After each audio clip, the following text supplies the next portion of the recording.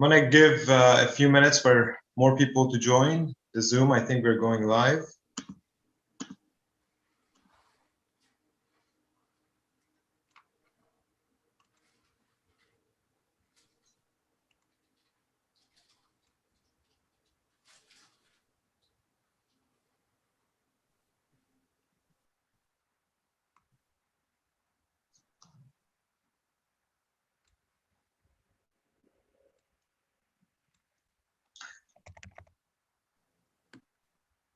Hello, my name is Arta Moini, and I am the Director of Research here at the Institute of Peace and Diplomacy. IPD is a nonpartisan international affairs think tank committed to promoting and amplifying provocative, innovative thinking in North Atlantic foreign policy. We stand for dialogue, diplomacy, prudent realism, and military restraint, principles which we believe are the four cornerstones of sustainable peace in an increasingly complex and dynamic international system.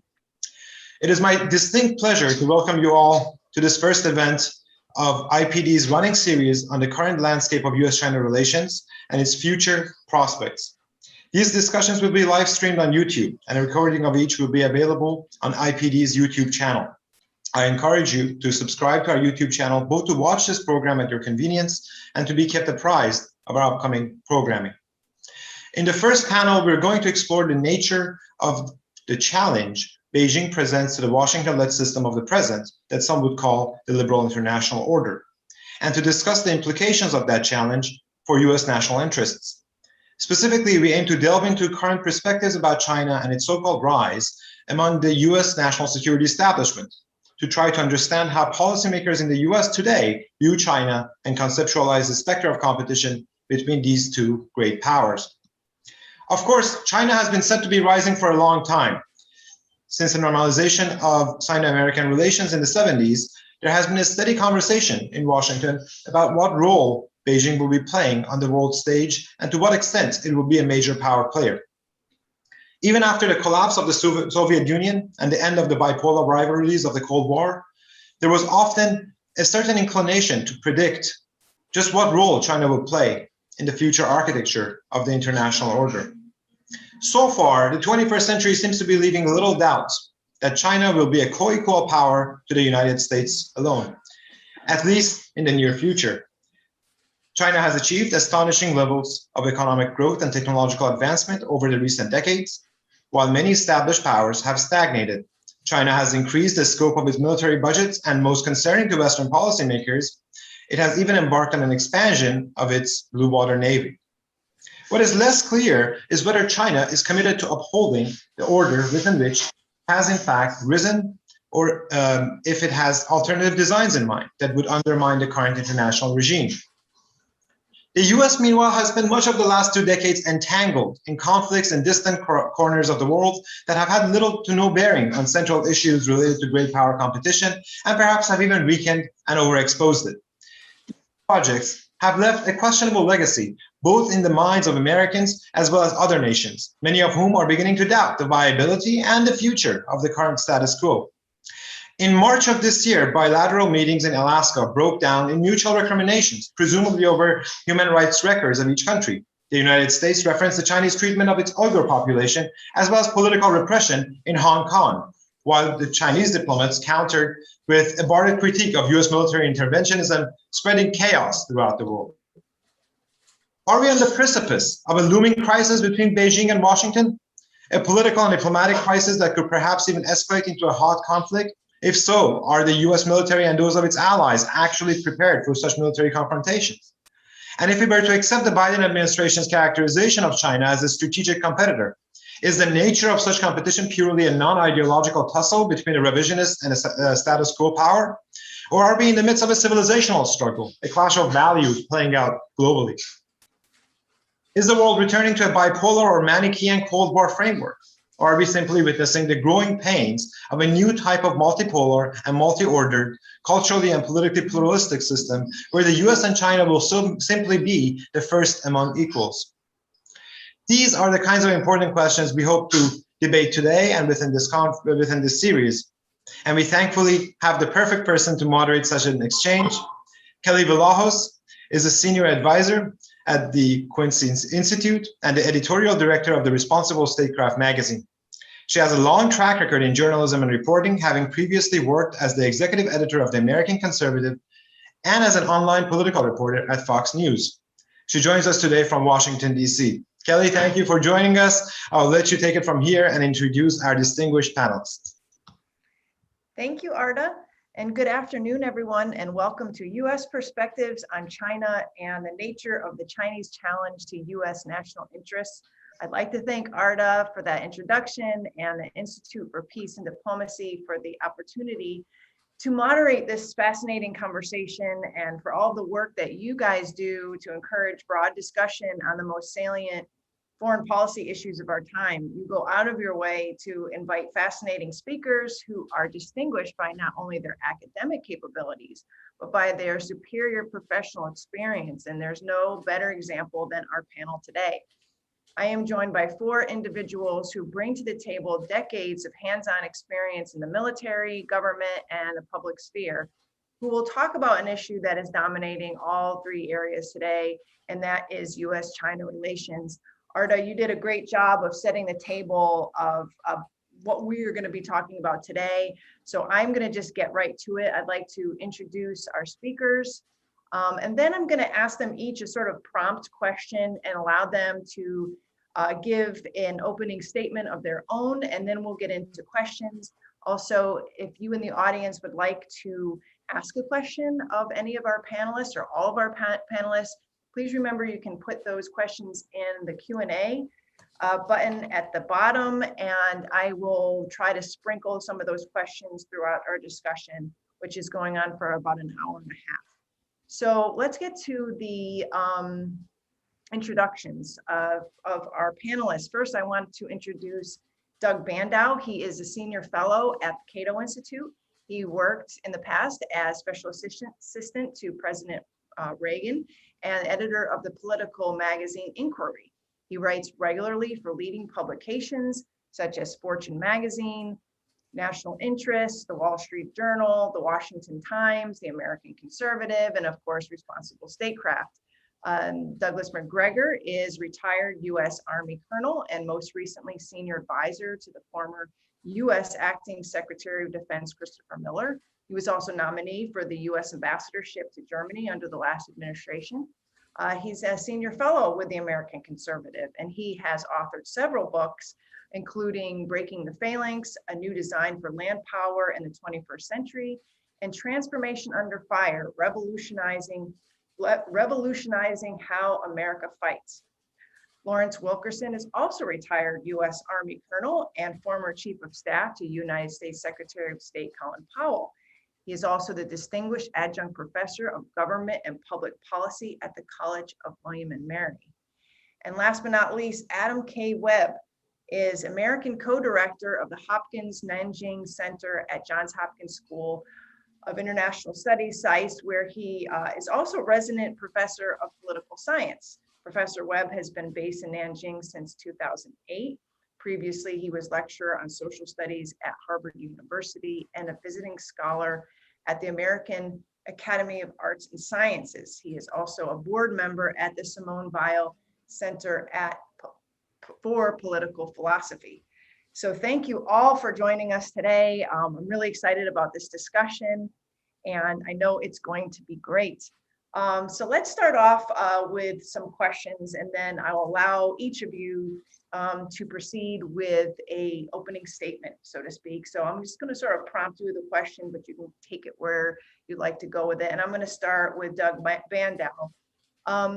Doug, what is the nature of the Chinese challenge to core U.S. interests? Is China a strategic competitor, an economic rival, or an ideological challenge to the, quote, Western, unquote, way of life? How does each perception impact U.S. strategic posture towards China?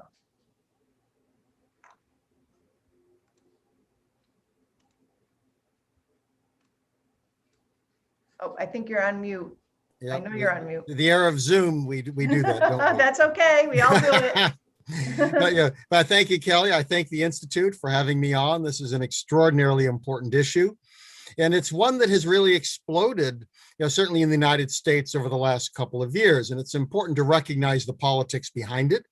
The presidential campaign was a major impetus in terms of pushing this forward, both by President Trump and by Democrats. And I think we want to recognize there are two levels of discourse, and Anchorage showed that, of playing to the home field, which I think both the US and Chinese diplomats did in their opening statements, as well as a more serious international discussion, which is going on. I mean, China has been at center stage before. It's an ancient civilization. History hangs heavy over this issue. The Chinese went through what they call the century of humiliation.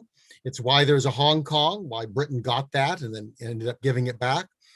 And that really ended in 1949. Mao Zedong, when he announced the formation of the People's Republic of China, said China had stood up. And in many ways, what we're seeing today is China finally really standing up. The PRC stood up as a revolutionary independent power. Now China is standing up as a very important, significant economic and increasingly military power. People have criticized US policy, arguing that we failed in terms of the opening to China, which goes back to Richard Nixon. And I think that's wrong. The China that emerged was much better and freer than the China under Mao Zedong. That engagement, I think, was very important. We had millions of people escape poverty. But now we have in front of us, a potential colossus. And that, I think, has transformed the debate. And you're right, the nature of the challenge is absolutely critical here. What are we dealing with? What we're dealing with will determine what our goals should be. They'll determine what our policies should be. And it's complex. Looking at China, it's a mix of strength and weakness. This is not yet the 800-pound gorilla. Some people talk as if China now runs the world. It doesn't. Nevertheless, its potential is absolutely enormous.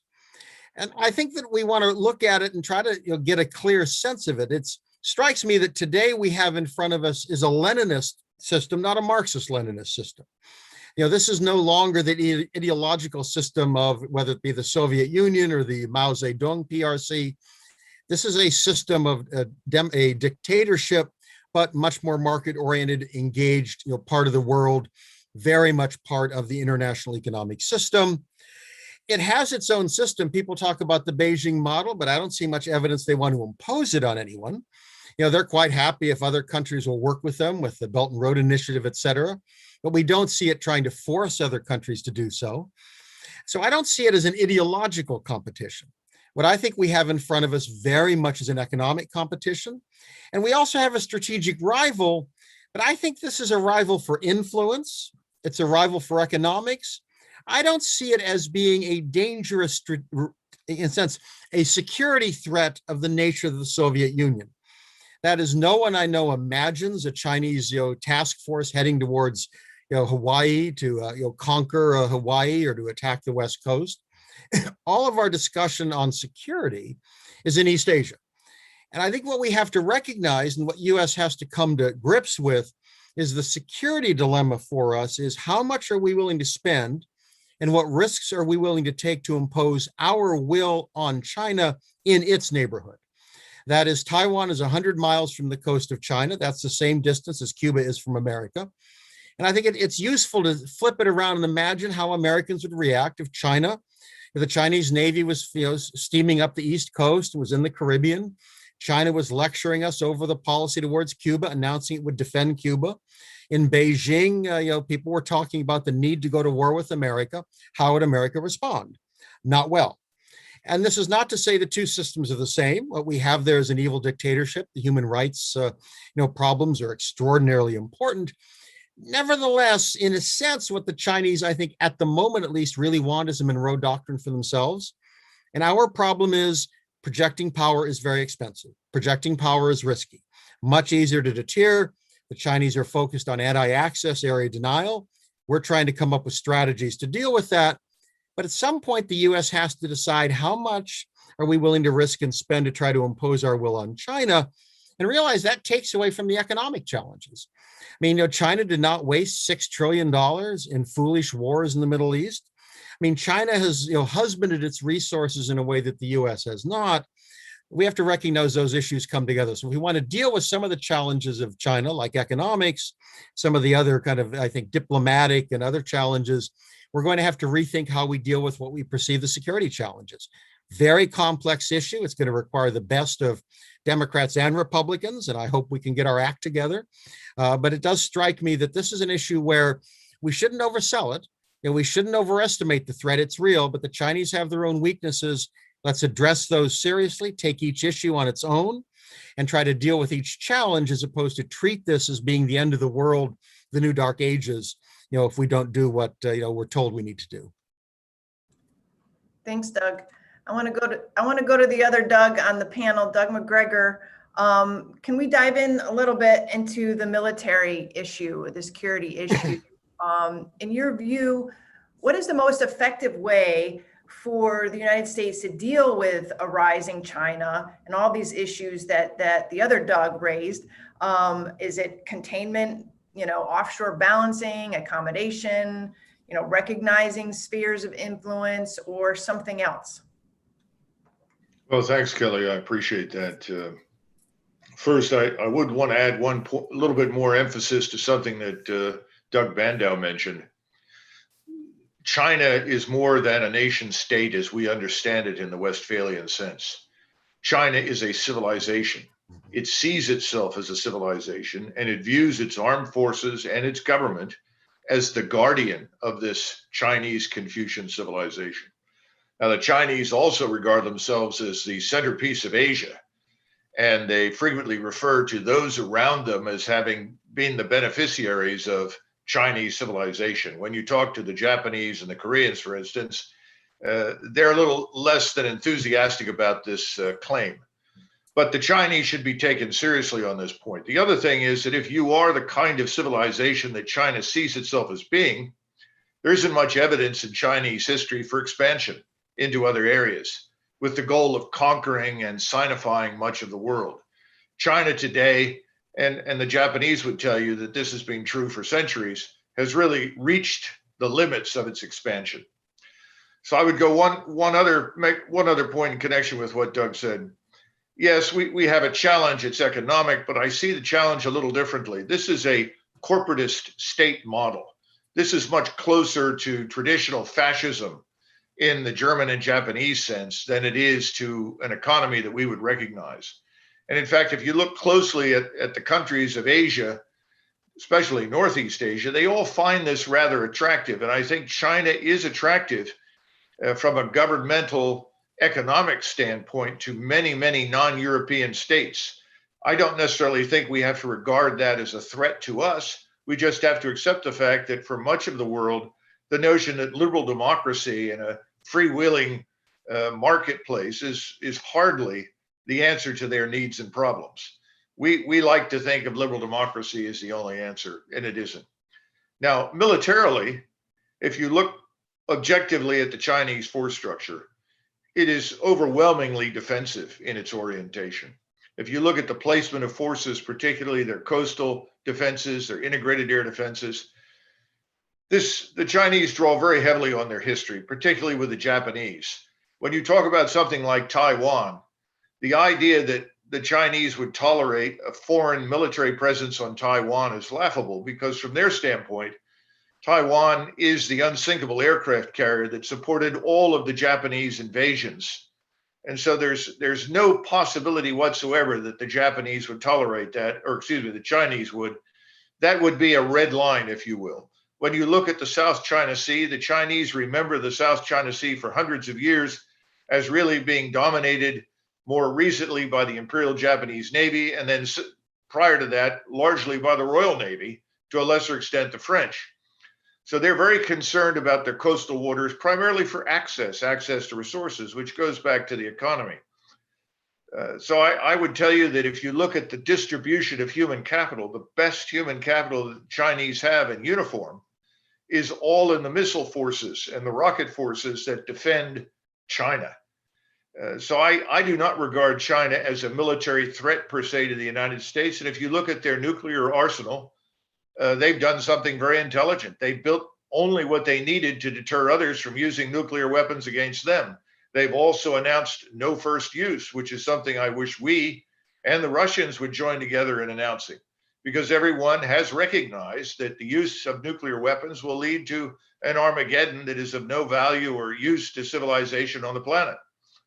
Lastly, I would tell people that China deals with an enormous problem associated with corruption. Some of the corruption is organized criminality, but most of it is simply endemic. It's systemic. It is integral to being part of China.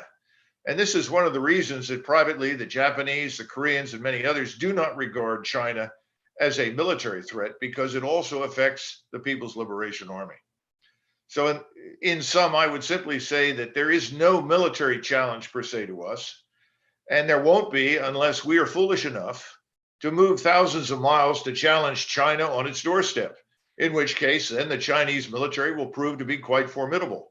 But otherwise, I cannot conceive of any set of circumstances under which we and they would go to war with each other. And finally, most of our problems that we talk about are really of our own making. And there is no real willingness yet to look internally at the United States and conclude that most of our problems are really of our own making. It's much easier to blame those problems on the Chinese. And while the Chinese have probably contributed in many ways, everyone forgets that the people on Wall Street and the people in the private sector did not have guns to their heads when they decided to ship jobs and manufacturing facilities to China, let alone invest in China. We do have a problem with fentanyl and illegal drugs, but then again, we don't protect our borders. We don't secure our borders. We do not control immigration, let alone legal or illegal. Hence, again, the problems are really ours, and the Chinese are simply making money and will sell to the highest bidder whatever the bidder wants. That's their nature. They see nothing wrong with that, and that goes back to their civilizational model. Lastly, we should not underestimate the importance of Japan as a major, major power. It is truly the sleeping giant. And the moment that we wisely withdraw our forces from Asia and demilitarize our relationship with Asia, we will see the Japanese come roaring back in profound ways that we should not underestimate. And so much of our worries about China expanding will vanish in a heartbeat. Thanks, Doug. I want to probably dig into that last part a little more later on, but I want to go to Larry next. And let's talk about the politics of this a bit that, Doug McGregor had touched upon. In your estimation, what are the major drivers behind this, almost ubiquitous hawkishness that we're hearing in Washington towards China today? And how can we trace the roots of that rhetoric, which seems to have gone quite bipartisan in a rather short period with the election of the Biden administration? What's behind all this? Well, thanks, Kelly. And let me say right off the bat that I agree with almost every word spoken by the two Dougs. In fact, I'm astonished at how much similarity is in our views. I think Doug Bandow said something, though, that leads me into an answer to your specific question. And I may have gotten it a little bit wrong. Maybe I'm paraphrasing, but it exploded in the last couple of years. That is the interest in China. And in particular, your question about U.S. reactions to China. Well, it exploded because the 20 years of senseless, stupid, seemingly endless wars the United States has been involved in at the cost of, I think, $7 trillion, has ebbed at least a bit. And hopefully, if the Congress finds some courage, all the AUMFs, the authorization for the use of military force that were created during that time frame, are going to be rescinded over the next year or two. And we need a new threat. We need a threat that we can hold out both ideologically and militarily and say, and who is we is the question here, and say, this is truly cataclysmic, catastrophic, all the good adjectives we can throw out there to describe it. And China looms largest in that respect because we have to feed the complex. And it's not Eisenhower's military industrial complex any longer. It's the military, industrial, university, think tank, you name it, complex. It's spread its tentacles all over the country, as Eisenhower actually hinted in his 53 speech. It's in every state house. He wanted to say it's in every home and hearth. And indeed, it perhaps is today. We have a complex that supports war, and it needs to feed. And it is only able to feed adequately to its expectations. Look at Lockheed Martin's CEO's salary this last year, for example.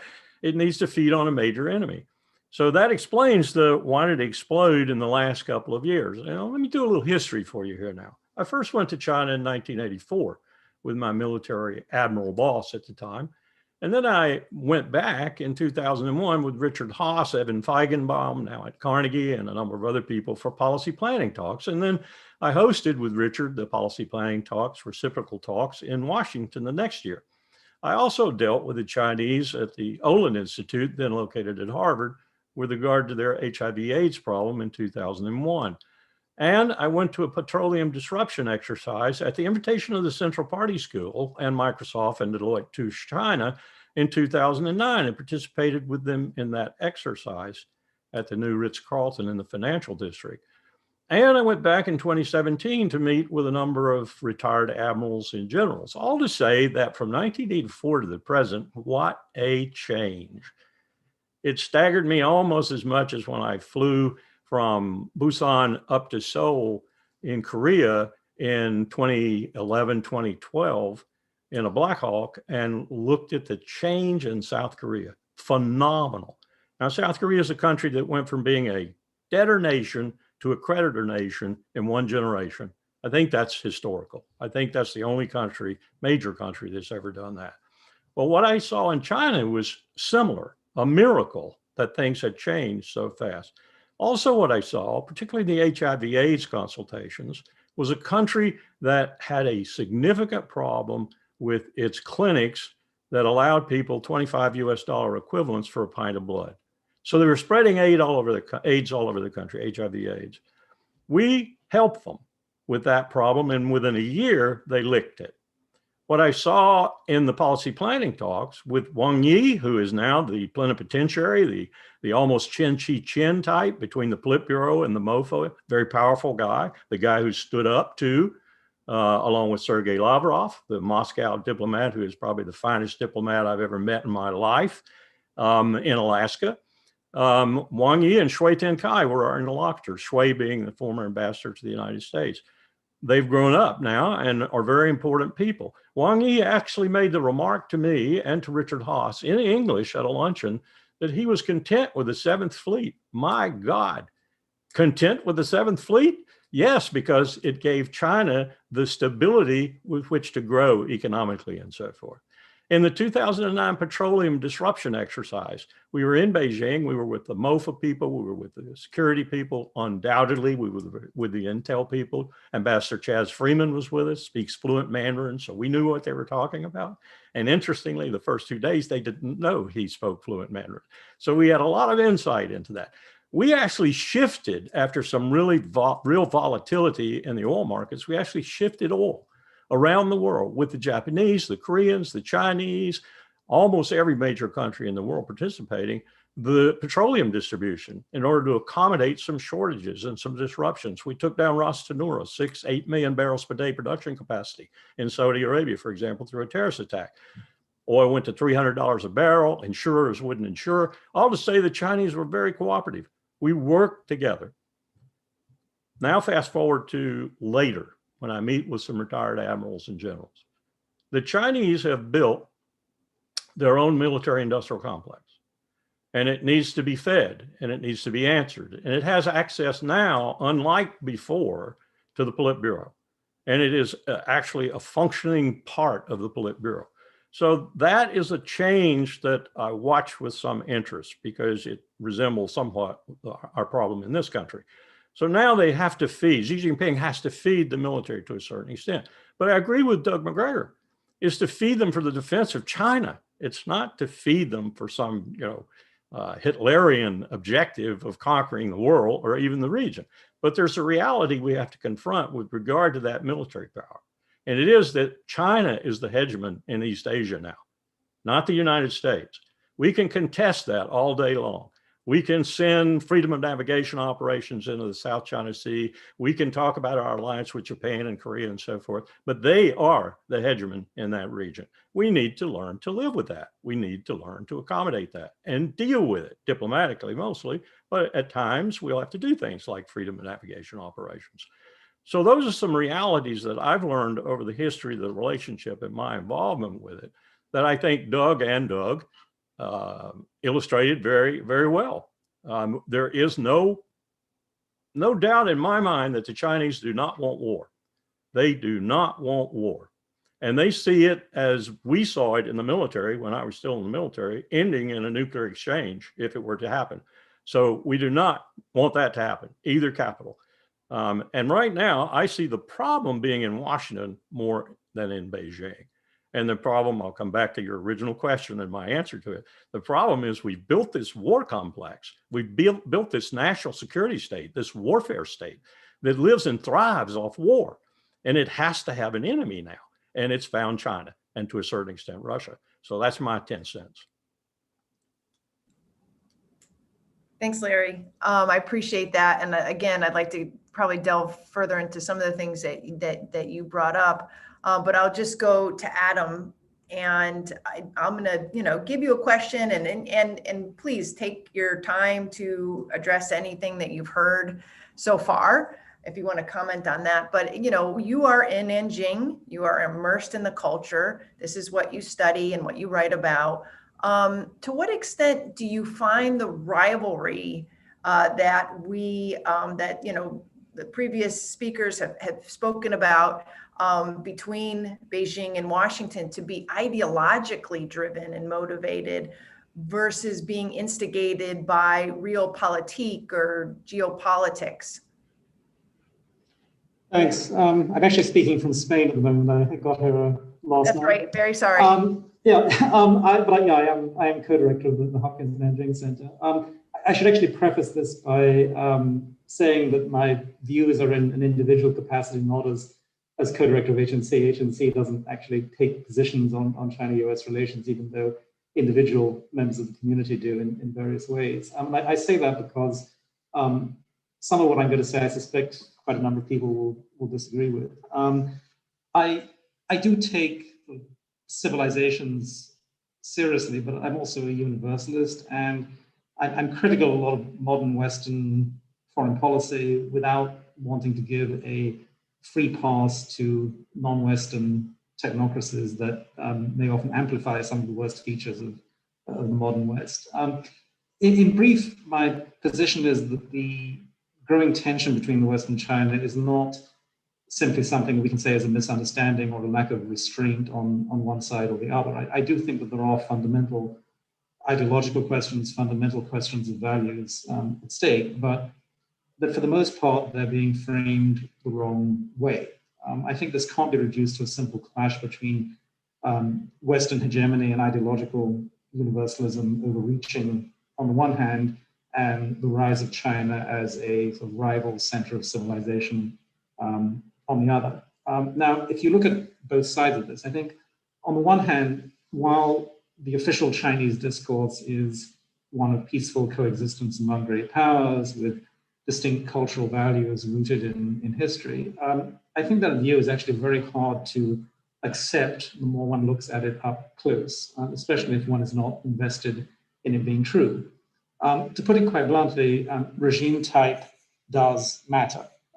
Political values do spill over onto the world stage, particularly the more powerful the country is.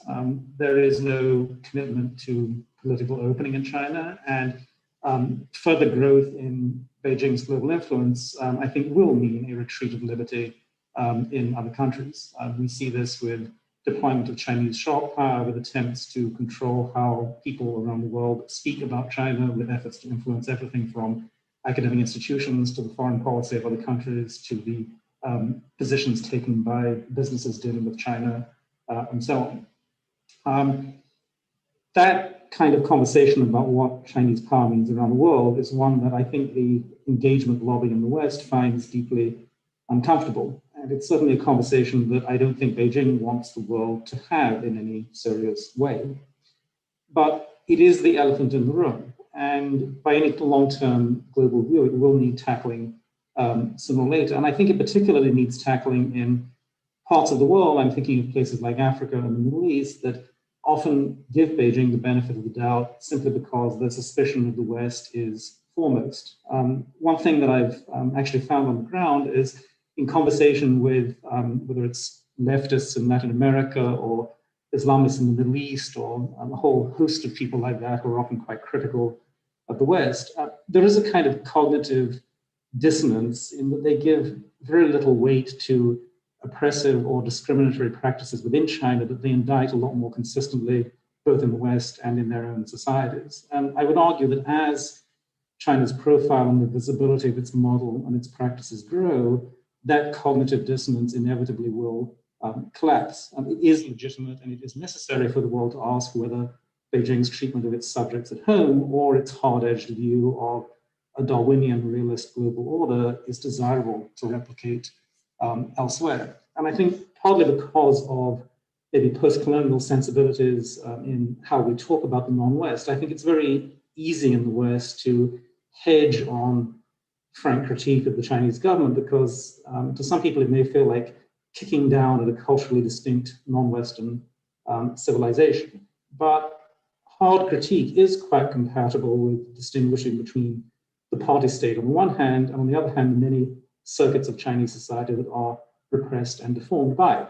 In fact, I find the earlier references to China as a civilization state somewhat interesting because I would argue that probably more aggregate cultural damage is actually being done by the CCP than by colonialism, whether it's in the breach of cultural continuity and the Cultural Revolution or with the taming of subjects by a top-down state apparatus. This is a legalist or Machiavellian polity. It is not a Confucian polity in any recognizable sense.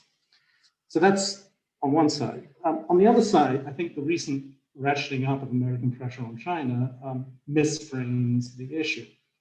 The new hard line against Beijing is not mainly because Beijing threatens certain values, but because it threatens Western dominance. And this is a problem because ultimately the issue of values, the issue of political models that I mentioned before, that's ultimately a global issue. It's not just a Western issue. And one thing that Western elites and publics have proven themselves largely unwilling to contemplate seriously is that Western power is inevitably shrinking. The rise of China may have brought this fact home with a bit of a jolt in the last decade, but even now, I think that most Westerners don't truly take seriously the prospect of a world that is much flatter economically, politically, socially, culturally. Today, the US and the European Union together have around 48% of global economic weight. By 2025, that will be around in the high to mid 30s. By 2050, it will be 21% of the world economy. The demographic retreat of the West is even more striking. A century ago, 1/3 of humanity was of European descent. In 2050, it will be only 1/10. These long-term structural trends, I think, raise the important question, what comes after Western hegemony? How can the trajectory of global political values be shaped so that the gap is not filled by either technocratic dystopia or siloed racial nationalisms that appeal to one another civilizational legacy? And I think that that global trajectory will depend on two factors, and the prevailing Western strategies miss both of these factors. One factor is that whether the CCP will be able to continue tightening a technocratic dystopia will depend ultimately on the Chinese people. And a Western strategy which simply circles the wagons around a clash of interests between Western dominance and the rise of China will merely prolong the confusion between state and society. It will do nothing to advance the claims of Chinese society in more universal terms. The second factor is that most of the world, including the youngest and fastest growing parts, are neither the West nor China. And this is something which is peculiarly lost in these discussions about clashes between West and China. Today, the OECD countries plus China, their population today totals around 38% of the world. By 2050, that will be down to around 28%. And this implies that the rest of the world that is neither the West nor China is actually likely to be decisive in settling the issue one way or the other in coming decades. The global South does not have a dog in the fight when it comes to a battle for primacy between Washington and Beijing. But most of the world does want a future of liberty and pluralism and openness. And the West, rather than focusing on simply realist power and structural factors, the West actually has an opportunity to identify a post-hegemonic vision of world order that does offer something to ordinary people in most of the world. And we see that in Africa and elsewhere, certain kinds of elites may be quite easily co-opted by the Belt and Road Initiative and other kinds of elite-driven relations with the Chinese state. But I've seen with my own eyes that there are many layers of human aspiration in those parts of the world below those state-to-state ties that are actually fertile ground for something entirely different and more driven by values. The final point I'd make is that that conversation about how to limit power, conversations about pluralism and cultural diversity, has to get the unit of analysis right. It can't simply be about some relativistic equality among civilizations. If you really want to stake a claim for pluralism and liberty, then it has to be a claim for society everywhere against overbearing states. It has to be a claim for the large scale of open world society across borders, as well as for what Edmund Burke called little platoons of community and traditional life. Society in that sense can't be reduced to the market logic of the English-speaking countries, which often has a reputation for knowing the price of anything. So whether it's in the old pluralism of the Western tradition or the tapestry of religious and social diversity in the global South, there are many kinds of sources of inspiration that one can look at for having that kind of global conversation about values. But one place that I think one should not be looking is a mental map of the world as power blocks that just need to show restraint and not make too many judgments among one another. Relativism among civilizations is not a defense of civilization. It's a symptom of retreating from fundamental questions of civilization with a capital C, as it were. So I think one can be a universalist who is quite critical of Western hegemony without giving a free pass to those who stand for something much darker. Thank you, Adam. I wanted to give each of the panelists an opportunity to respond to anything your co-panelists have said.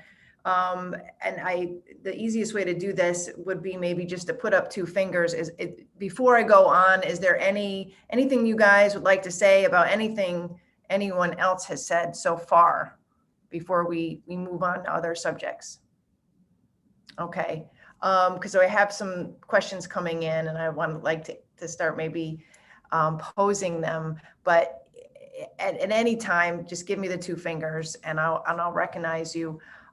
Geez, I kind of don't know where to start because we've shifted, in several different directions.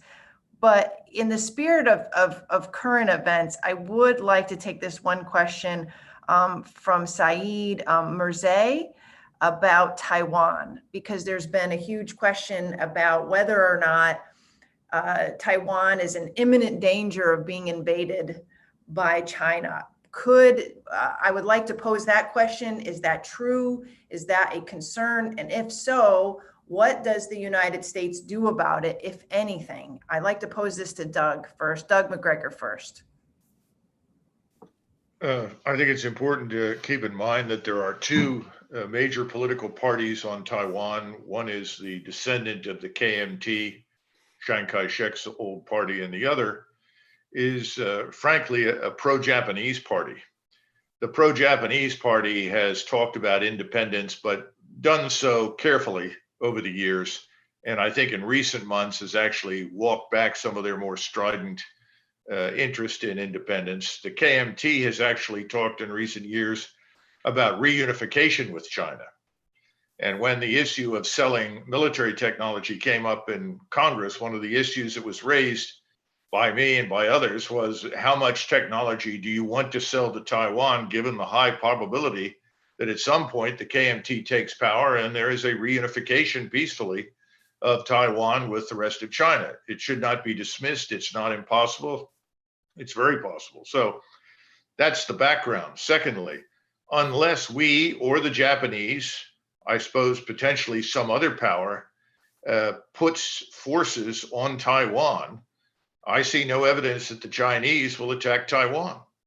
In fact, in a previous crisis more than 10 years ago, when it looked as though something serious could happen, all the bankers on Taiwan moved their money to the mainland, which isn't exactly indication of fear of Chinese dominance or conquest. So I frankly dismiss that. But I also warn repeatedly that under no circumstances should we, the United States, propose to put any forces on Taiwan. Doug Bandow? I think the Chinese realize that a war over Taiwan would not be in anyone's interest. The war games that we have run, the U.S. doesn't do particularly well, which should caution us in terms of what we assume would the outcome of being involved. But the Chinese know that certainly an attack, an attempt to land on the island, that's a very difficult operation. And who wants to destroy the island, to take it? And it would certainly wreck their economic relationships throughout the world. It would have extraordinary impacts. The danger is first that they are growing, I think, more impatient. This is something which Deng Xiaoping and others had basically indicated a willingness to put off into the future. And I think it's exacerbated by a declaration of independence, for example, from Taiwan would require them to make a decision. And I'm afraid that decision probably would be to act in some form militarily. And there are different things they could do short of an invasion. I don't think, as long as they don't feel forced into making a decision, I think a threat to put U.S. troops on the island, one can imagine certain actions that they would view as requiring something. They much prefer, and they've hoped in the past at least, that economic kind of cooperation and such could help draw the island to them. They've always held up the one country, two systems model. I think the challenge today is that they have lost the population, especially young people. There is virtually no pro-PRC sentiment among young people. I mean, virtually none. You look generationally, how do you identify? Do you identify with Taiwan or China? The numbers are extraordinary for young people. And what's happened in Hong Kong has also had a devastating impact. I mean, it helped destroy the KMT's presidential candidate last go around, where he was leading because of economic problems on the island. But as that became an issue and he was perceived as being pro-PRC, it just utterly wrecked his campaign. That President Tsai won an overwhelming margin. I think the danger for us is to underestimate how important it is for essentially all Chinese. I mean, I've talked to Chinese students who don't like censorship, don't like some of the stuff that the PRC government does, but they do believe that Taiwan is part of China. And this is, for them, this is raw nationalism. It's very powerful. And policymakers in the U.S. seem to have the illusion that all we have to do is tell them what we want, and they won't, that they'll do what we want. I mean, even Leon Panetta, for example, former, Secretary of Defense and CIA, also White House Chief of Staff, on a webinar a few months ago, basically said that we need to tell them, that they can't invade, Taiwan, and I'm sure they won't do anything stupid. And I just think that this is an illusion that, for the Chinese, if there is an animating event that they felt forced to make a decision, I'm afraid they would act. So my hope is that we need to find ways to downplay this. And I think part of it is not to push a separate existence for Taiwan. There are things we should be talking to the Chinese about, finding ways to say, kick the can down the road. No one gains from this. But I don't think it's an imminent threat. I don't think the Chinese have any interest in this imminently. But it's a long-term issue that is very serious, and we need to take it seriously. Adam, what do you think about that? Can people hear better now? I switched microphones. Is that a bit louder? No, you sound great. That's okay. Yeah. I think the point that Doug made about popular opinion in Taiwan is an important one. If you look at the trends of the number of people who think of themselves as being primarily or exclusively Taiwanese rather than Chinese, that trend is certainly not going in the direction Beijing has been hoping for. I think one of the fundamental questions that the world needs to ask itself is, what weight do we give to the beliefs and identity of people on the ground? It seems that when that kind of overreach based on blood and soil nationalism or claims about the essential identity of people would not be tolerated in most countries. I mean, I can imagine if a country in Europe had some sort of irredentist view towards an adjacent territory based on, supposed thousands or hundreds of years of identity and what people there really are, regardless of what they think, we wouldn't tolerate it, right? We would call that what it is. I think we need to ask why, simply because of the imbalance of power between China and Taiwan, do we hold that situation to a different standard? Identities change, right? People's sense of belonging to one or another political or civilizational unit changes over time, as it has in many parts of the world. So I think one indulges the rhetoric of blood and soil and essential identity selectively at one's risk. Yeah. Sorry. Yeah, Larry, in taking all of that in between what Adam just said and Doug Bandow and Doug McGregor, do you see danger in the rhetoric that we're hearing in Washington, where you have people writing, like Richard Haass writing, that we need strategic clarity, not ambiguity on the Taiwan issue, and we have politicians that are on the Hill right now indulging in this sort of idea that we need to build up our defenses and offenses for Taiwan in for the imminent takeover, because if we don't, Taiwan is going to go, and there is this absolute urgency for this. How does that affect the discourse and the trajectory of these two countries, or these two people's fraught relationship right now? I mean, how are we affecting that? When I first heard Richard's comment, I thought he had probably imbibed some hallucinogenic drug that day. And then I read some things he'd written, and I got even more down on him. And I'm a person who said that if I were president, I'd have Richard Haass as my national security advisor. So that's how much you think you realize that I think Richard was off base. Ambassador Chaz Freeman has said more and more what I believe about the situation in Taiwan. But I'd like to address a couple of points that were made before. One reason you do have a difference between Taiwan and China is because there is such a power differential, period. And one of the reasons 23 million Taiwanese, I would say, give or take a few, are now somewhat indisposed to China, or maybe even very fearful of China, is Hong Kong and the example that they're seeing there. China has not handled that very well at all.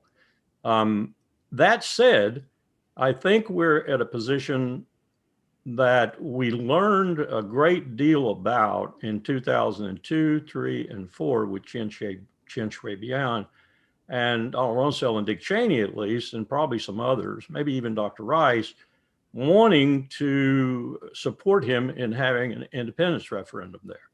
And Colin Powell and a number of other people, thank God Doug Powell, our AIT representative in Taipei, feeling the other way. So every day Rumsfeld would send someone to encourage Chen Shui-bian, and we would send someone to discourage you. But during that fracas, if you will, we saw how serious the Chinese were as we watched what they were doing in response to everything CSB said and did. And so that is not one of these apocryphal red lines. That is a red line for Beijing. So we need to make sure that our diplomacy with Taipei is such that it discourages that. And I think maybe we're beyond that, as Doug indicated. I think we've got more sane leadership and prospects for it in the future in Taipei. But that's a problem. That's a problem. The end of the Chinese Civil War can only come with Taiwan incorporated in the PRC. That's how serious it is to them. That's how significant it is to them. So we need to play that very carefully, very carefully. As I said, China does not want war. They don't want war over Taiwan. They don't want to invade Taiwan. They look at it as the mandate of heaven will someday fall over Taipei and Taiwan. And it's inevitable that it will. And Doug both iterated some reasons why that is the case. So it's a delicate issue, but it's not one that needs to be perturbated by the United States, and that's what worries me. because we have people like my former boss, Richard Haas, who seem to want to perturbate it. Anybody else on that question? Okay, go ahead, Doug.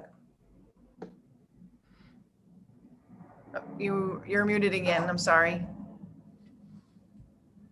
You're muted. Sorry. Is that better? Yes. Good. I think from a purely American standpoint, I have a deep abiding antipathy to war in Asia between us and China. And I tend to look at China from the standpoint of avoiding unnecessary conflict. That's my overriding concern. Everything else, frankly speaking, shrinks to insignificance next to that overriding concern. Secondly, I tend to think that we have ignored our internal conditions. China advertises its economic modernization, its brilliant new airports, its roads, its bridges, and all these kinds of things, its ability to project this image as the new standard for modernization around the world, while people look at us and they wonder what has happened. Everything seems to be falling down, decaying, disintegrating. So I'm interested in coming home, if you will, and focusing preeminently on the United States, building up this country, dealing with the problems at hand. So that is an American view. Now, as Larry points out, inside the Beltway, the bipartisan swamp is not really interested in that. They are committed almost perpetually to whatever keeps us engaged overseas. Engaged usually means a large military presence and enormous expenditures to maintain our presence. I think that we've overstayed our welcome just about everywhere. It's 75 years since the end of the Second World War, and I think we ought to get out. But I think all of anything else we discuss in connection with China from an American standpoint has to be viewed against the background of, number one, let's avoid unnecessary conflict. And number two, let's focus on restoring economic prosperity, reinvigorating our institutions and our private sector. Then we can talk about everything else. And I think more and more Americans are coming around to that, but I don't know how you get the bipartisan swamp to adopt that position, because for them personally, that doesn't promise to enrich them very much.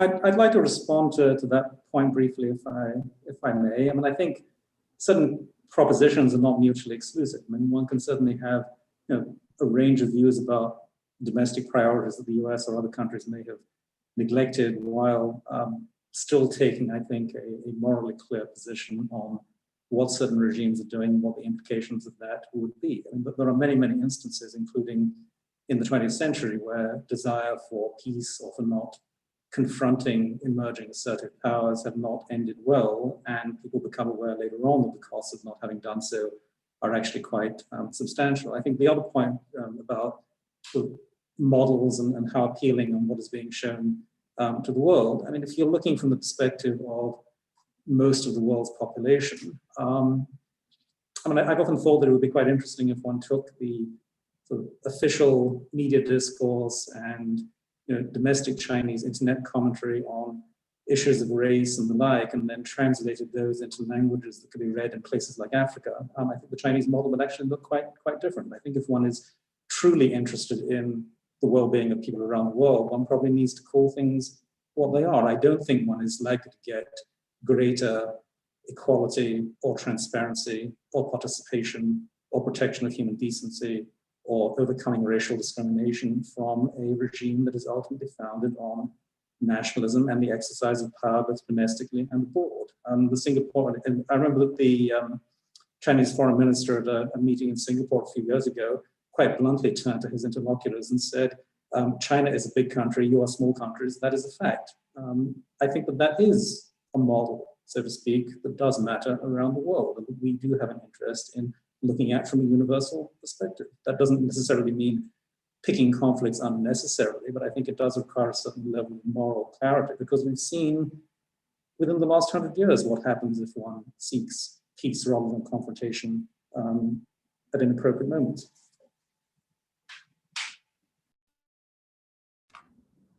Okay, well, let's talk a little bit about some of the disagreements that people have more generally about the motivations behind China's activities throughout the world beyond its sphere of influence. I'd like to ask each of the panelists, how do you view China's Belt and Road Initiative, both in terms of viability on its own terms, as well as in relation to US objectives around the world?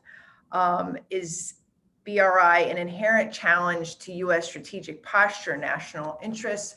I'd also like to add and blend in some audience questions. Beyond BRI, we do see China, making moves in the Middle East. It just signed an agreement, or is pursuing an agreement with Iran and other places in the Middle East, and building up in the Arctic, which is, making for some competition with Russia and the US there. Can you talk a little bit about China in the world and how the US should address some of those issues? I don't know who wants to tackle that first.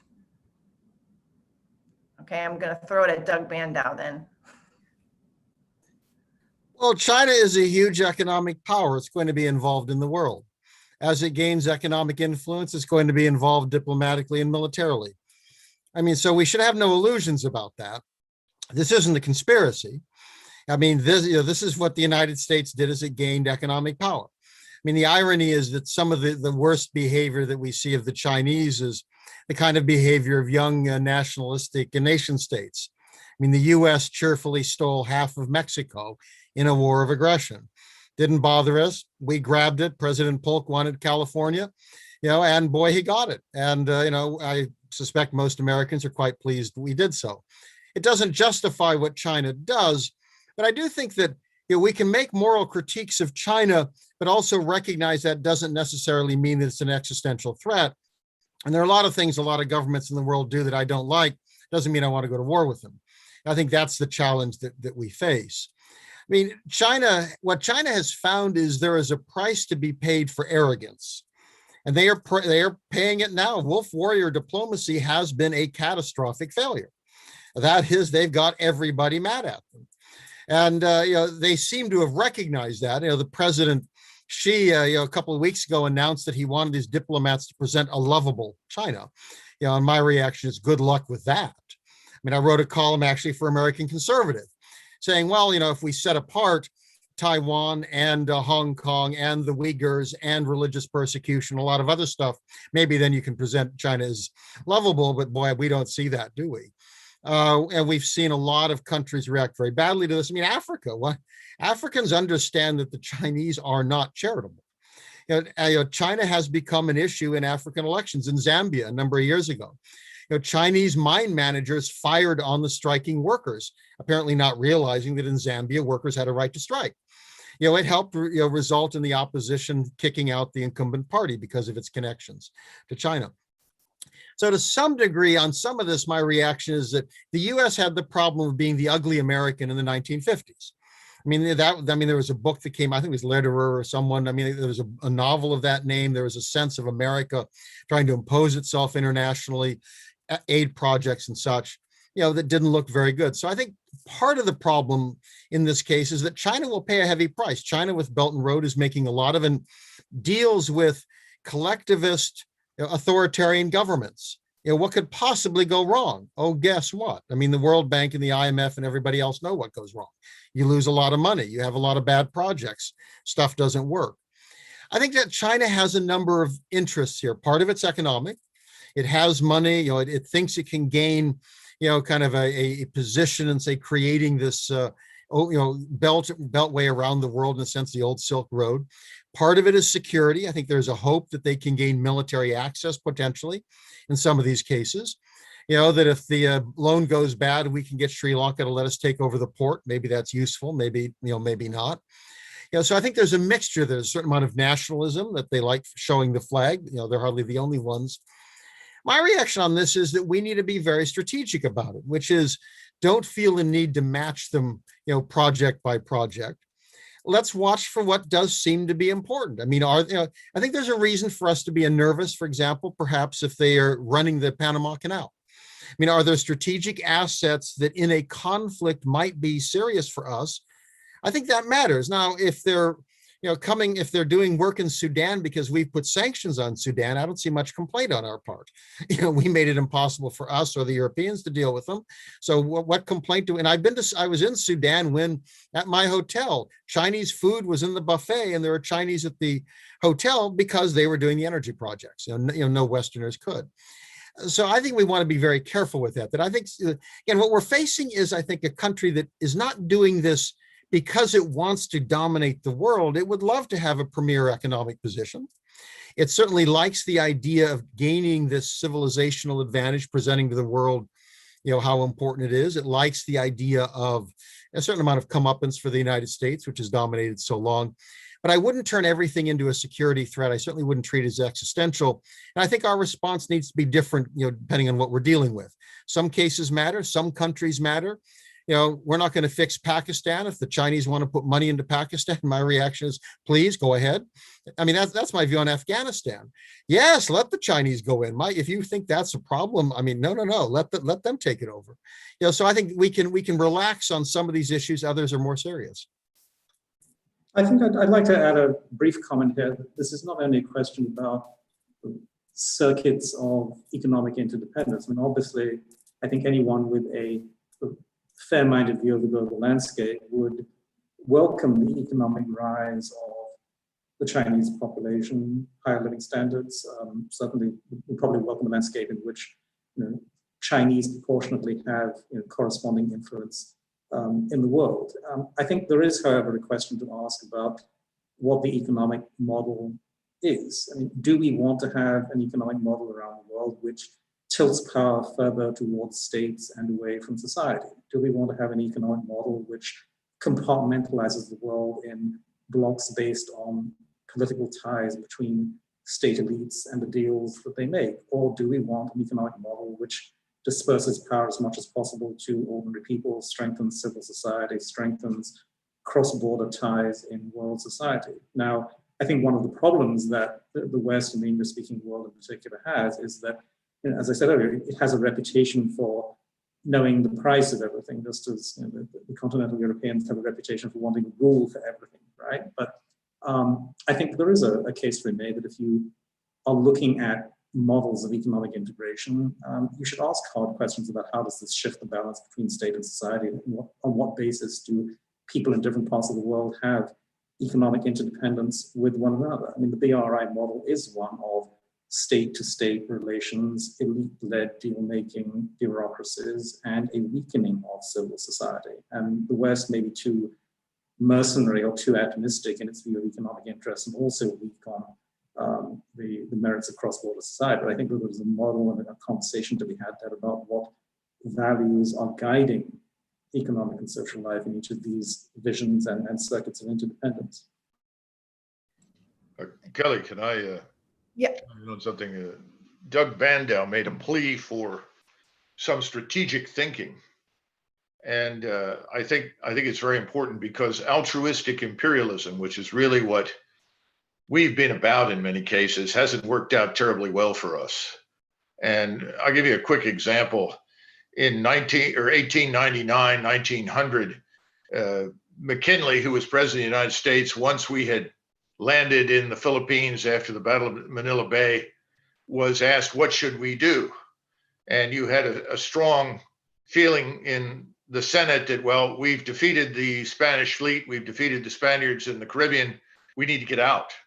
But then you had others who said, oh, no, we now have an obligation to stay and do wonderful things for the Philippine people. McKinley said, well, I'm going to go pray about it. He came down the stairs the next morning and he said, I prayed all night, and I think we have an obligation to do everything we can to civilize and advance the Philippine people. Well, as you know, we ultimately ended up killing 250,000 of them in our efforts to advance and civilize them. And after 1909, 1910, every president tried to find a way to get out of the Philippines. It was a disaster for us. And I remember in 1980, we were listening to similar arguments about Nicaragua. because the Soviets were allegedly interested in moving into Nicaragua. One person said, well, if they're dumb enough to go in there based upon what's happened in Cuba, we ought to put a brigade of U.S. military police down there to direct traffic into the country. I found out subsequently when I was in Moscow that the Russians reached exactly the same conclusion. What a disaster Cuba had been. Thank God we never got involved in the place. I think Doug is onto something that's very important. Let the Chinese do some of these things. Let's not be too concerned about blocking or obstructing them. I've already sat with people from Angola that have been dealing with the Chinese for some time and are not terribly happy with the quality of construction in their country, because the things that the Chinese have built within a very short period of time, 18 months, 2 years, these things are falling apart and are not doing very well. Whereas they look at the things that were built by the British or the French or contractors from Europe primarily, they've held up infinitely better. I think it would be good for the United States to exercise a certain amount of restraint now. Get out of this business of altruistic imperialism. Avoid being seduced by that, because ultimately, I don't think we succeed in changing very much. I think over time, unfortunately, Stalin got something right. I mean, even a broken clock is right twice a day. He said governments come and go, but peoples remain. They are eternal. Well, in many respects, I think he's right. We should respect that and get out of the altruistic imperialism business. We can do that first and foremost with China right now. Doug, on that note, you had mentioned earlier that if we reduce our force posture in the South China Sea and that region, that Japan would step up. I'd like to know from the other panelists how confident you are that our partners in the region wouldn't freak out if we started reducing our presence there, and whether or not that's what they want, and whether they would step up and have some sort of more collective security architecture to take the place. Is this realistic? Kelly, can I say one thing in that connection first, very briefly? The ignorance of China and of Chinese civilization, if you want to call it, Chinese culture, the current Chinese regime, its people inside the Beltway is phenomenal. The ignorance of Japan is even greater. Let me give you a quick example. If you go to court in China because you're accused of a crime, you have roughly a 99% probability of being convicted. Well, here's a news flash. If you're accused of a crime in Japan and you go to court in Japan, you have a 99% probability of being convicted. Now, if you are in Vietnam, that probability rises to 100%, which is, of course, what it is in North Korea. Now, my point is, these are different countries from us, different societies. I'm not saying that their systems are terrible, illiberal, unfair, unjust. I'm willing to accept the probability that people in these countries are simply different. I was shocked when I learned that in a recent poll taken in Japan, the overwhelming majority of the Japanese population thought that more authority should be invested in the Japanese government to deal with future pandemics, future outbreaks of disease. More power, more authority, more intrusive. It's widely supported. Now, to go back to Japan, Japan has quietly observed the world and the United States role in it. And if you look carefully at the Japanese since the end of the Second World War, they have avoided being dragged into just about everything that we have wanted them to do. If they've participated at all, it's been in a very superficial manner, almost symbolic. The Japanese, under the Yoshida Doctrine, which emerged in the 1950s, have taken a position that as long as we are willing to invest enormous resources in the defense of Japan, they will invest in their economy, in their development, in their technology, in their society, and let us do the job. Now, I was recently in the Pentagon, and if you talk to all of the great men who think about the danger that China represents, you can discuss all these things. And I made the comment that, well, quite frankly, I think we should disengage and allow Japan to reassert itself as the great power that it is. There's no point in our presence in Okinawa. It would vanish in the opening minutes of a future conflict anyway, or for that matter, in any of these Asian countries. And people that had lived in Beijing for years, people that had been military attachés or on the embassy staff said, oh my God, that would scare the hell out of China. course, I sat back and said, well, I thought that's what you were all interested in doing. So my point is that if we leave, we will see the world reassert itself. In fact, I would argue that over the last 30 years, we've seen the world come back in a dramatic way, and we've reacted to it very negatively, instead of celebrating the fact that the world is the world and that we don't necessarily have to govern it or dominate it. But that's not a popular position in Washington. What do you say about that, Larry? Kelly, let me pick up on something Doug just said too. If you look at the structure of empire, if you will, around the world, you're looking at Russia and China and all the rest of the world having about 75, 76, depending on how you count them and what you count, overseas bases, as it were. We have about 800. It's unconscionable, really, that we sit and talk about other countries doing this or doing that in a negative fashion that threatens our interest and so forth, when in fact, we generate a lot of these problems ourselves by our very, very imperial presence all over the globe.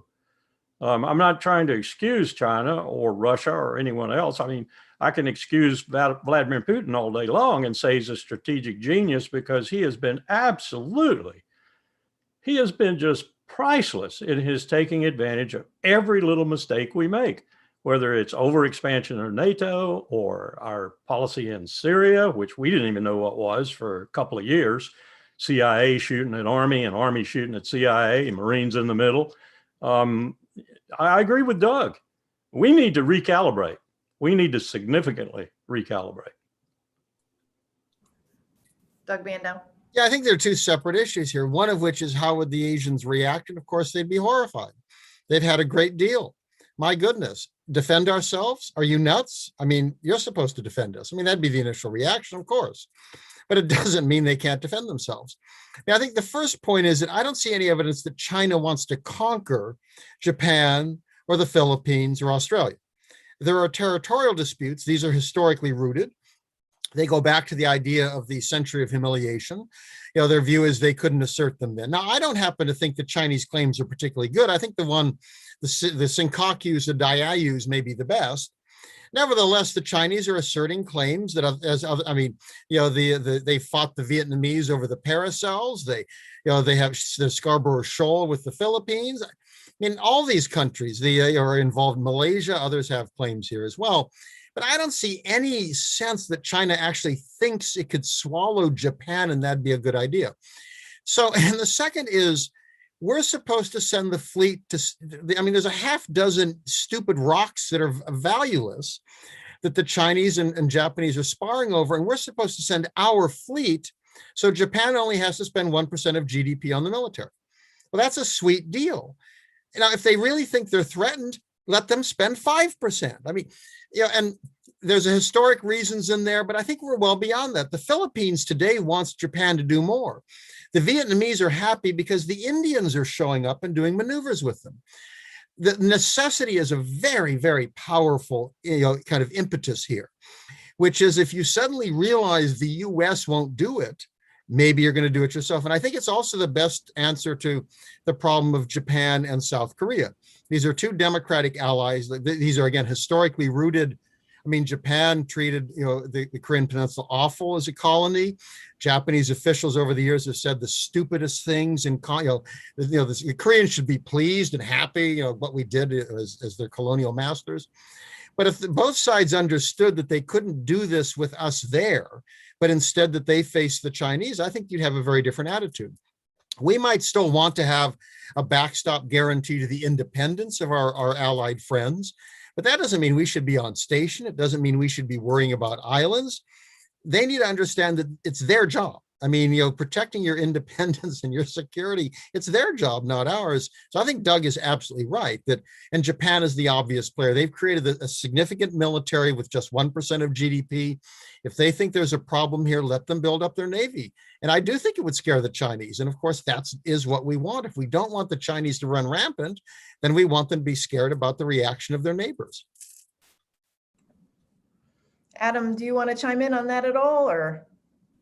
Yeah, I mean, I think the point about distributing the defense or deterrence burden more equally across our allies is a very legitimate one. I mean, I think obviously if there is a common stake in deterring aggression, then the cost of doing that should be borne by economies that clearly are equipped to do that. I think that there is a dimension of this which is worth thinking more about, which is on behalf of what values or on behalf of what goals is that collective defense commitment actually being undertaken. I mean, what is the world trying to contain, or what message is the world trying to send? And I think that if one is too accommodating of territorial claims or wolf warrior diplomacy and the like coming out of China, I think it does reinforce that kind of behavior or that attitude towards the outside world. So yes, I'm all for collective security and spreading the cost of defense and deterrence more widely. I think that does not cease to be a Western issue just because some of the burden is then distributed across other countries in the region. I think that the West, whether it's the United States or Paraguay or South Africa or Indonesia or New Zealand, I think all countries have some stake in what values are being defended and what messages being sent to powers that have a great power, big versus small country view of the world. Kelly, let me make one other remark that I find it somewhat awkward that we haven't mentioned this at all. And since I'm buried in it, I've got to mention it. We're all Washington, Tokyo, Berlin, Paris, London, we're all looking at the maps on our tables. They're standard maps. They've been around for a long time. There's a freight train roaring down the track at all of us, not one of us or two of us or three of us, not the NATO alliance, not China, not all of us. It's called the climate crisis. And it is getting worse every day in terms of prognosis. In fact, on the Climate Security Working Group that I belong to, almost all composed of DOD, state, and DHS, we're astonished at some of the things that we're being told by NASA and others who are really monitoring this crisis. We've been wrong. Almost all our computer models, when we get new variables and feed them in, come out producing more disastrous results, not improvements. It's astonishing that we have let this go so long without concerted action. So I think a lot of this conversation we've had is going to be moot in about a decade or two, and maybe even sooner. And for the global South, as I found out the other day doing a webinar out of Doha, it's already there, big time. Texas had 100 days, I think, with temperatures over 100 degrees this last year. Well, they had endless days with temperatures like that. Farming is impossible. Food distribution is impossible. This is a huge crisis, and we're not paying enough attention to it. That's my point. That kind of nicely dovetails into the next question that I had, in terms of how we perceive the threat. And I have a question from Arta, actually. He asked, how does the U.S. strategic culture, that culture in Washington, conceive and solidify threat? And what role does the imperial and hegemonic tendencies of the establishment here in Washington and the moneyed corporate interests that use and abuse it play into threat inflation? So how is the fact that Washington culture has identified China as, whether it's a pacing threat or an existential threat, how can we even change that? Because the culture has identified how we are to approach China now, and how do we get to the point that Larry just pointed out, and seeing that maybe there's a real threat right around the corner that we're ignoring. And Kelly, if I can add another thing, it seems to be bipartisan. Yeah, and bipartisan, yeah. Yeah, everybody wants China to be the enemy. Kelly, if I could very briefly, I think it's called the Regional Comprehensive Economic Program, RCEP, which represents, depending upon who calculates it, 38 to 40% of world commerce and trade. RCEP now involves virtually every nation in Asia in what amounts to a free trade agreement with China. And for those who are not familiar with the history of the region, one of the reasons you had so many wars between the Japanese and the Chinese was that the Chinese would not grant access to the Japanese to their markets unless the Japanese essentially became a tributary state and paid tribute to the emperor. That's over. And one of the brightest and most thoughtful things that Xi has done is to open his markets to the Japanese. The Japanese can actually sell agricultural products into the Chinese market. But the result of this RCEP, which involves all the nations, even Australia joined this, which very few people are aware of, is that when Blinken and his friends and Lloyd Austin and others traveled around Asia trying to organize this containment alliance or this anti-Chinese alliance or the Quad or whatever else you want to call it, virtually everybody said, oh, yes, of course, we welcome your interest and that's very good. But no one was interested in becoming part of it because everybody's got what they wanted at this point, which is to trade with China. And I think we underestimate that. That's enormously powerful. And we're going to continue to disappoint ourselves. We keep betting that India can be turned into an ally against China. There's no evidence for that at all. The Indians want nothing to do with a war against China.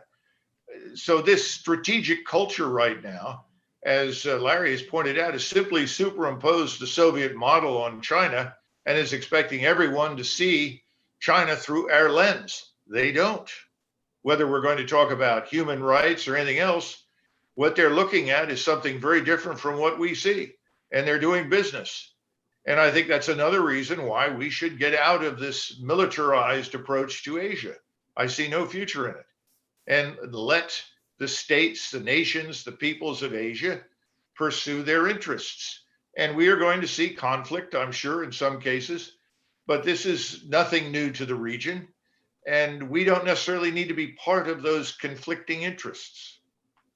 And Kelly, that's one reason I think Biden got significant pushback from some of his NATO allies, even though they were very happy to see him there instead of Donald Trump. But he got significant pushback when he tried to extend NATO's mission with him to China. They don't want anything to do with it. Yeah, they're willing to offer rhetoric, to some degree. They're willing to sign a statement. Japan, the Suga Biden statement included a reference to Taiwan. So people in Washington started to do a victory lap saying this is extraordinary. It's been decades since they've done this. At which point the prime minister put out a statement and said, oh, by the way, I'm not talking about taking military action against the Chinese.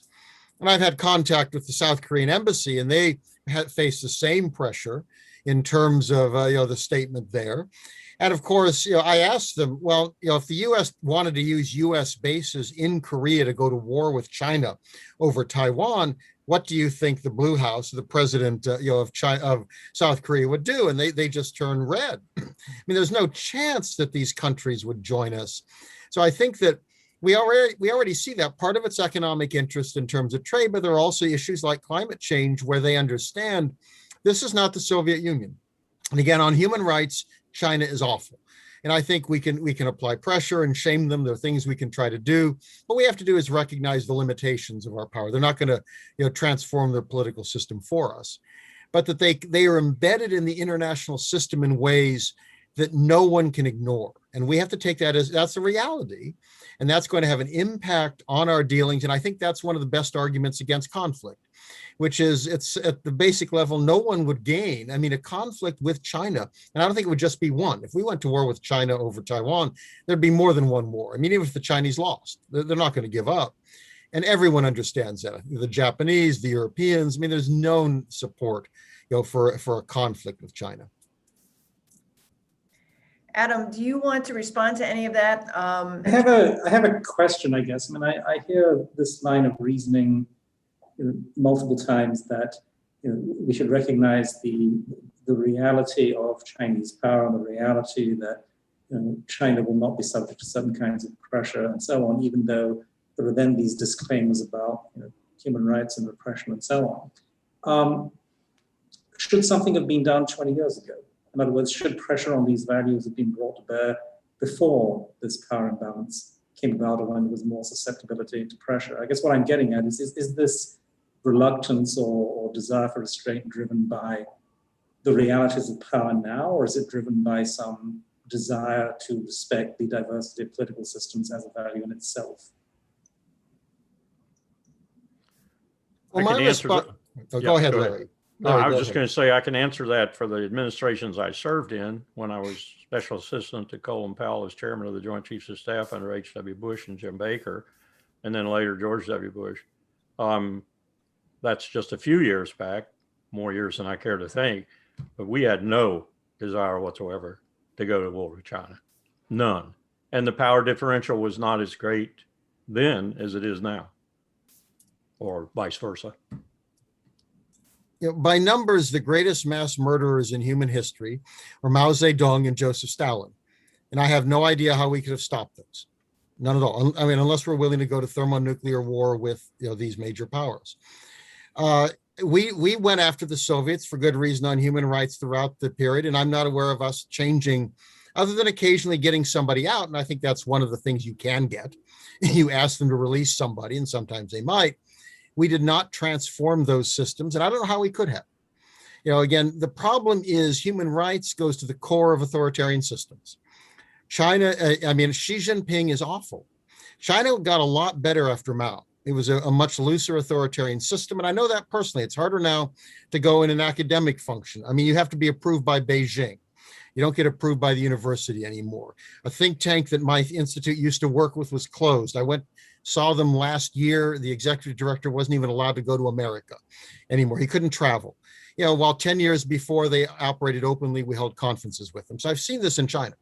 It's, you know, the brutal religious persecution, not just the Uyghurs, but of almost all, in terms of Taoists and Buddhists and Christians closing churches. I follow this. Religious persecution is one of my issues.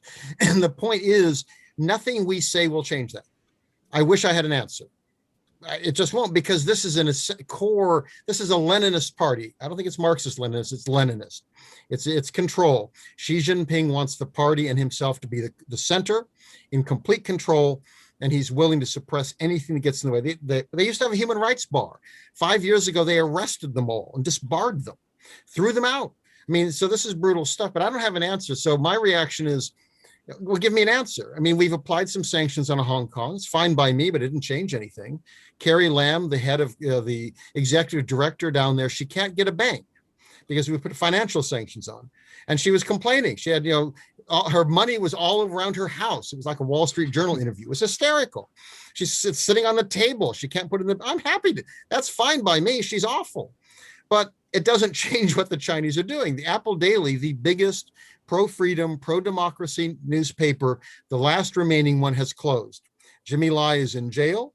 They froze his money. They succeeded in closing the most important democratic force in Hong Kong.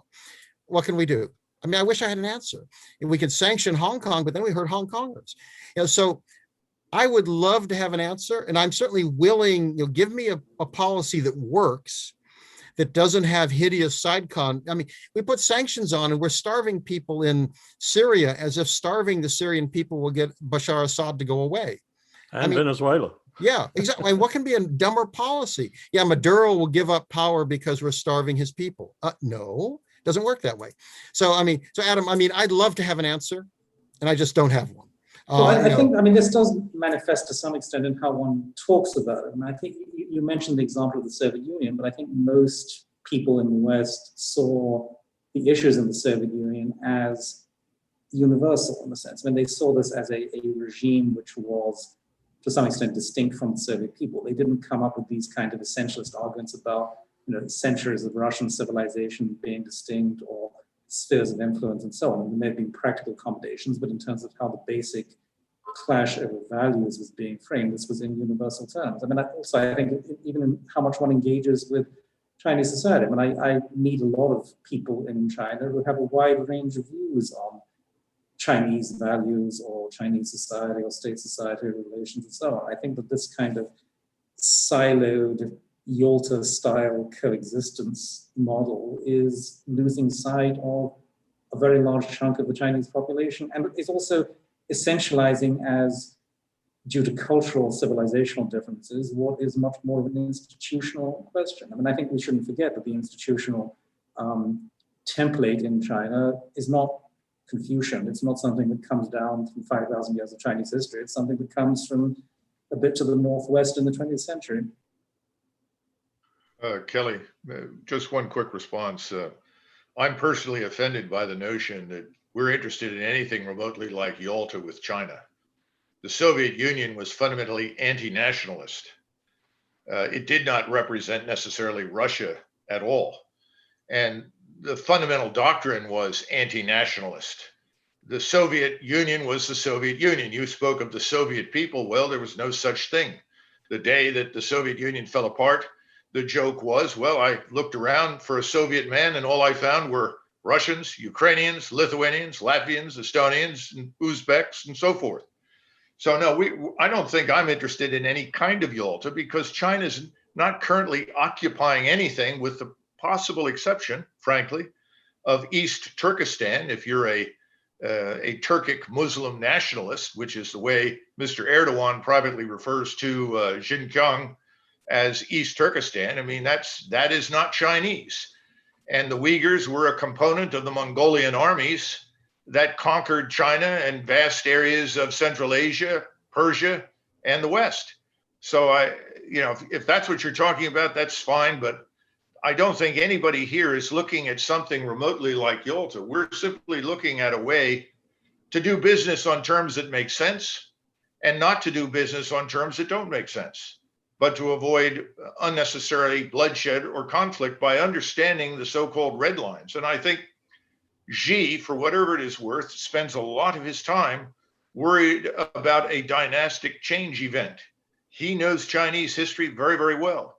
He knows that if he fails in the provinces, if there is starvation, if there is a dramatic economic downturn, he's at risk.